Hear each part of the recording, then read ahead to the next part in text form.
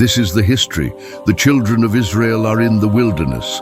They've just come out of Egypt. They've just crossed the Red Sea. It's a narrow waste between the Red Sea and the desert. And they're in the middle of it. And here's what happens. Listen to this. It says, "And the children of Israel journeyed from Elim to Rephidah, and from Rephidah to Marah. And from Marah they journeyed to Elim. And there was no water, and they were very thirsty. So they complained against Moses, saying, 'Why have you brought us out of Egypt to make us and our children and our livestock die of thirst?'"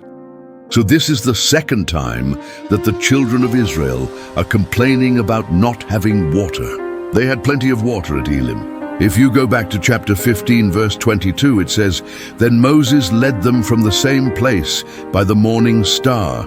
And when he had led them through 3 days' journey, they found water on the morning of the third day. But now they've gone 3 days without water again, and they're complaining." This is not looking good. Look at verse 23. It says, "And he cried out to God, and God showed him a tree. And when he had cast it into the waters became sweet. There he made for them a statute and an ordinance and said, 'If you will indeed diligently listen to the voice of God and do what is right in his sight, if you diligently listen to the voice of your God and do what is pleasing in his sight, then I will give you the rains in their seasons, the early rain and the latter rain, that you may keep the land.'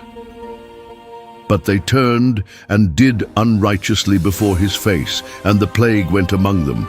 So Moses took it again and cast it into the water, and the water became bitter again like the first time, and they were exceedingly thirsty, even as they were in torment."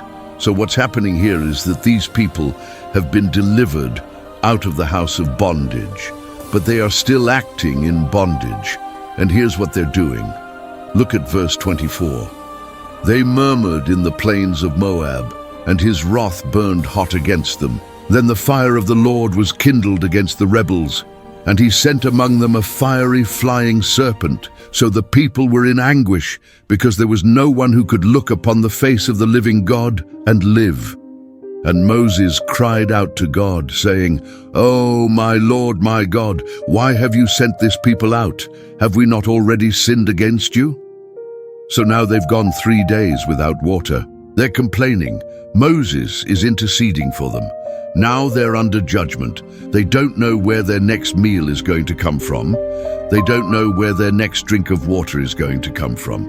There's a fiery serpent in the camp, and all they can do is complain. That's what they know how to do best. And let me show you something else that's interesting. Look at Exodus 17, verse 1. It says, "And the children of Israel, they journeyed and came to Rephidim, and they fought with the Amalekites, and the Amalekites prevailed against them. So they go to war with the Amalekites." You know, I think sometimes when we're going through hard times, the enemy will allow other circumstances to come our way, to distract us, and to cause us to murmur against God. Look at verse 3. "Then Moses said to Joshua, 'Choose men for yourself, men from the people, and go out, fight with Amalek. Bring back the plunder of those people.'" So Moses is telling Joshua, go handle the situation, go handle the enemy so that we can get our victory. And here's what happens. Look at verse 8. "And it came to pass while Moses held up his hand that Israel prevailed. But when he lowered his hand, Amalek prevailed. But Moses' hands were heavy, so they took a stone and put it under him, and he sat on it. And Aaron and Hur, they stood on his right hand and on his left." So they're fighting.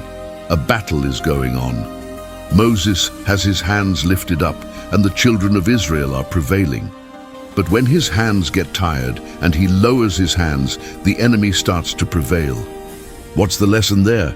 When we get weak and when we get tired and we lower our hands, the enemy can start to gain some ground.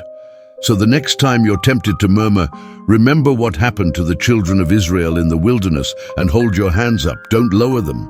Keep your eyes on Jesus, the author and finisher of your faith. He is the victor. You are more than a conqueror through him. So don't give up. Don't be discouraged. Hold on to the word of God.